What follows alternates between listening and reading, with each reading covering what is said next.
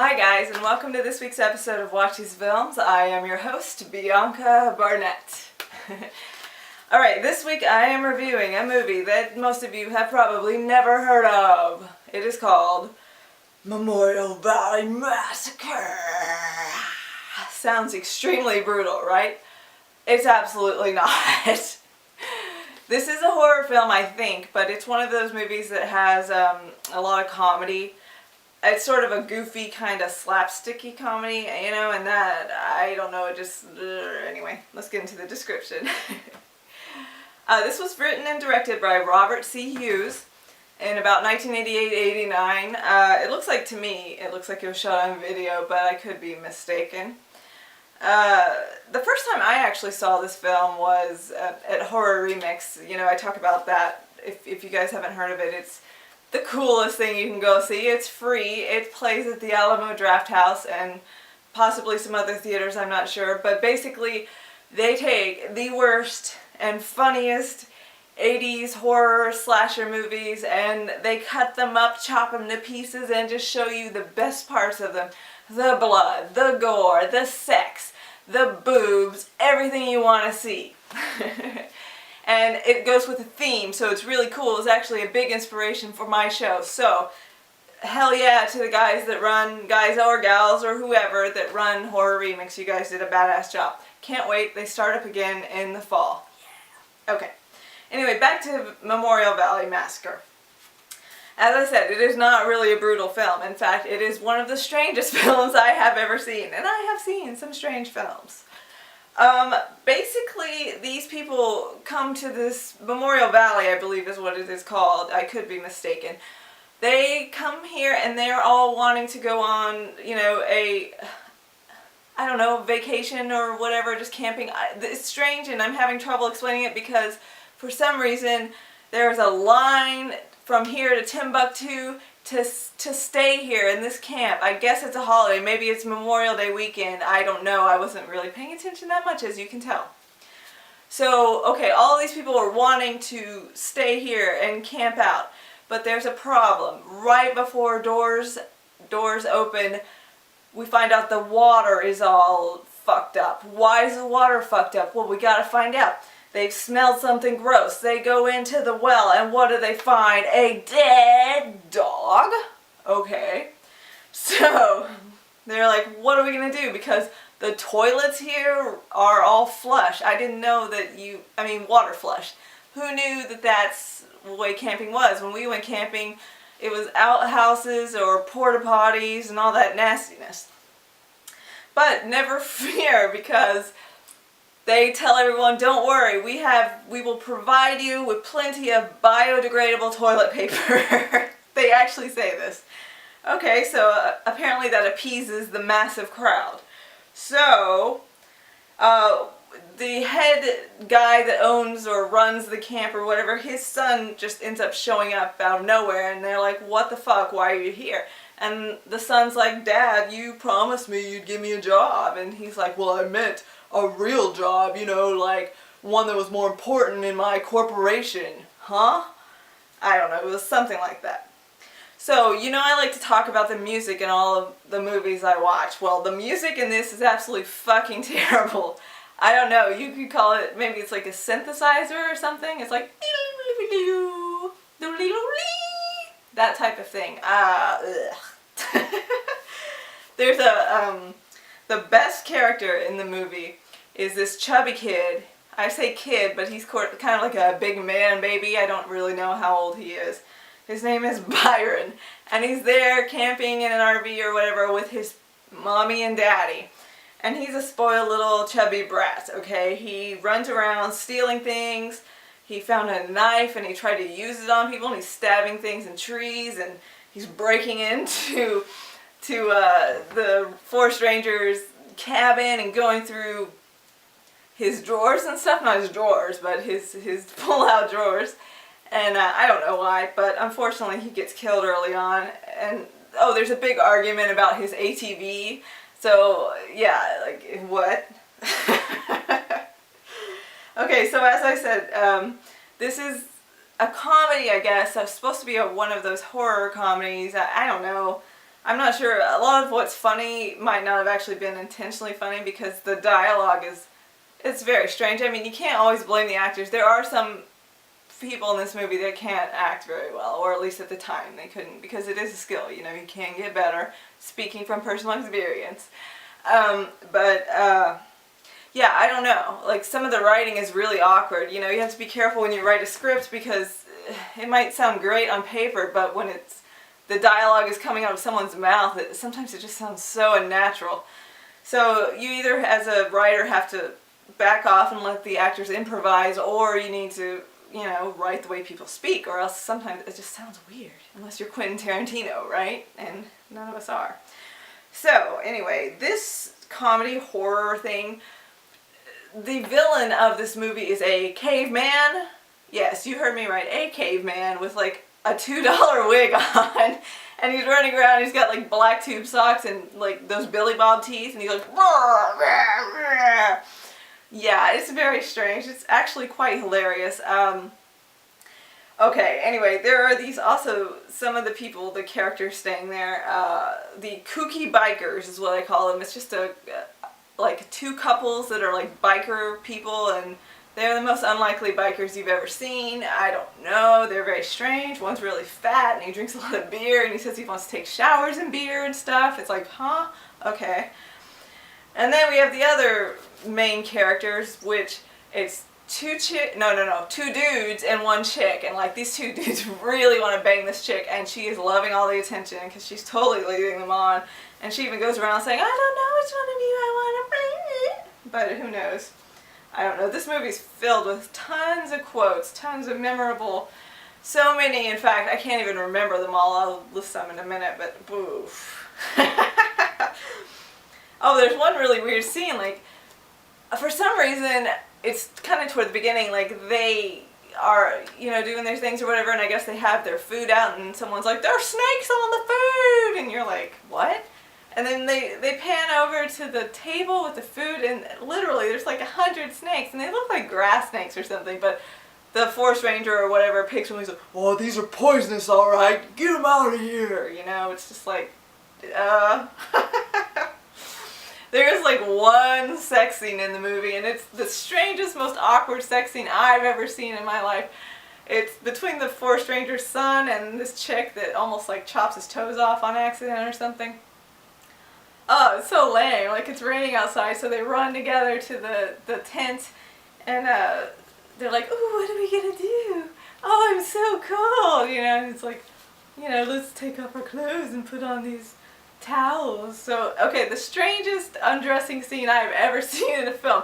First, it shows just the feet of one, and I couldn't even tell which one it was, the guy or the girl, and it's like they're unlacing their hiking boots and they set them down, and then they show the other one, like guy or girl, and then that one's taking off their hiking boots, and then there's this long, it's like the camera holds way too long, and then the pants slowly come down, and it's so unsexy, I can't even tell you, it's just so awkward and weird and like creepy kind of. So anyway, they both end up naked, but they turn around and then they put towels around themselves, and then they just sit together with these towels on, and then he's telling her, like, you know, if we want to survive, we're going to need heat, and she's like, but we don't have any heat, and he's like, oh, but we do, and she's like, huh? Oh, I see. So then they start getting it on in typical weird horror movie fashion, which to me, the sex in horror movies is so fucking lame. It's always missionary position, and it's always man on top, like missionary, but somehow the woman has an orgasm. What? Anyway. So, in one scene, with the girl and two guys or whatever, this bear breaks in. And this poor bear, like, they're just shoving his face into the camper or whatever, like, you can tell, like, the guy's making the movie, like, get in there, bear! And then the bear sticks his face in and he's just, looking around, and then dubbed over is like, rah, rah, ferocious bear growling, which is obviously not happening to this poor bear. And there's another scene that's like a Doberman, and it's supposed to be vicious as well, but it doesn't, the dog's not even, it's probably like, happy barking, and then they dub over like, rah, rah, just to make you know that it's vicious, fail. Oh, one of the great quotes of this movie was by the chick. She's got a couple. I forgot her name because I wasn't even paying attention that much. You can tell. I really dug this movie. She was like, this guy comes over. I think it was Byron's parents, the chubby kid, and they're like, "Can you turn that music down, please?" And then the girl's like, "Chuck you, Farley." She actually says, "Chuck you, Farley." And then one of the dudes with like the little rat tails like, "What? Don't like speed metal." But see, I like my speed metal, but this was definitely not fucking speed metal. Like I was telling you, this was like synthesizer music. You know, that is not speed metal. I'm sorry. Speaking of metal, I've been watching like every episode of Metalocalypse I can find. It's my obsession of the month. That's the best fucking show I've ever seen. I hate myself for not finding it sooner. I'm always like the last to know somehow because I'm always like in school or working on a movie or doing whatever, living my own la la land, and then somebody was like, "Hey, you know, your husband kind of looks like Skar, whatever his name is, the Swedish guy." And I was like, "Oh yeah, he does." And then I started watching the show and I was like, "Fucking A, dude, this is the best fucking show I've ever seen in my life." So yeah, Metalocalypse rules. Anyway, so, there's this really dramatic quote in Massacre, whatever this fucking movie's called. Somebody says, "What's he after out there in the rain?" The other person dramatically says, "His past." Oh my goodness. The best scene in this whole fucking movie, well, one of the best scenes, because there are some pretty good ones because they're so horrible. The slutty girl, I guess, I don't know if she's a slut or not. She never really sleeps with the other two guys. She's just kind of leading them on.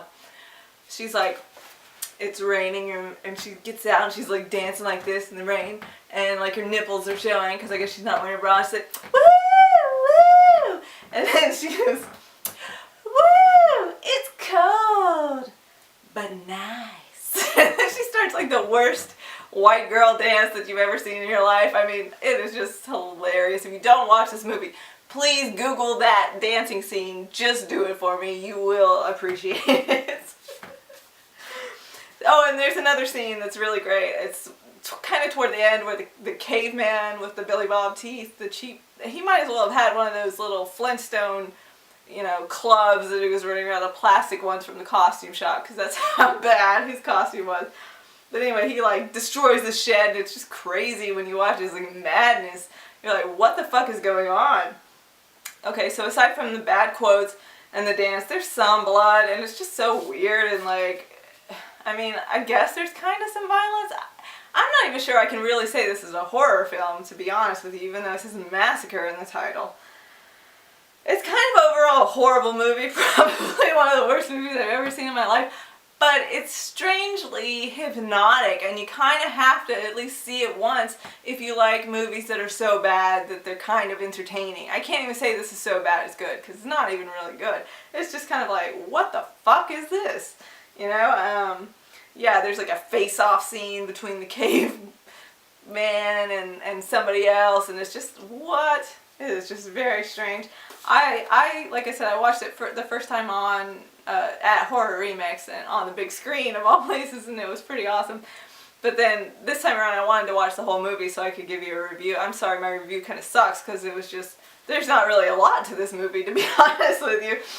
But I'm not sure if it's available on DVD. I think it's on VHS, but I saw it on something called the Slasher Cinema. It has 2 discs and like 4 films. I only rented the one with Valley Massacre, and it had, on Netflix it says it has The Glove or something is the other film, but actually it was Pieces, and I've seen that one a lot too, so I didn't really watch that one again. And there weren't any special goodies, and the print was okay. I don't know whose fault really it is, because it could have just been shot on video, and it's such a bad movie that, what are you going to do? I don't know that there were like director bios or interviews or anything like that. I checked the IMDb pages of almost all the actors, and there were like 40 people in this movie, and either a lot of them, that was the only thing they did, or they only did like one thing after. But there were a couple of actors, I've got it listed in the show notes, that actually, went on to do other things, and they're still working. So, I guess it goes to show you never know what something can lead to, you know? Alright, Memorial Valley Massacre, 1989. I'm torn here because it's a terrible movie. It should get like 1 star because it's so bad. But because this is what the fuck watch these films with me and I'm reviewing bad movies on purpose that are entertaining, I guess I'm gonna have to give it like, I don't even want to give it 3 stars because then you guys are gonna go get it and say you hate it and you're gonna be like, yeah, fuck you, Bianca, you're stupid. And I feel bad still about giving Prowler such a low rating because I know it's a good movie. I was just kind of bored when I watched it. So, okay, I'm going to give this one probably 2 stars, okay? But if you like really bad movies, I say at least rent it because it's so fucking strange that you have to see it. I mean, watch it with your friends and tell me what you think. Don't buy it, you know, unless you just really love horrible movies and you want to quote along, then buy it, I guess. But check it out on Netflix, or who knows, it might be available on YouTube or something. I don't really check that out. I try to watch the whole movie for you guys. Okay, guys, I hope you liked it, and I'm going to go back to watching Metalocalypse, so come by and say hi to me on Facebook or Twitter or whatever, or here at Horror Palace. Love you guys, and I'll talk to you soon. Stay brutal. Arrgh.